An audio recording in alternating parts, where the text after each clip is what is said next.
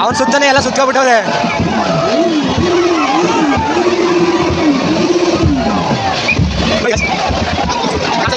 ನೋಡಿ ಅಲ್ಲಿ ಎಷ್ಟು ಮೊಬೈಲ್ಗಳಿದೆ, ಎಲ್ಲ ಒಂದೊಂದು ಚಾನಲ್ ಇರೋರೆ ಅನ್ಕೊಳ್ತೀನಿ. ನೋಡಿ ಗಾಯ್ಸ್, ಇಲ್ಲಿ ಬರ್ತಾ ಇದೆ ಕಾರು. ಈ ಕಾರ್ನ ಡೆಲಿವರಿ ಅವನು ಒಂದು ವಿಡಿಯೋ ಮಾಡ್ತಾನೆ, ಲೈವ್ ಆಗ್ಬಿಟ್ಟಿದ್ದಾರೆ ಅವನೇ.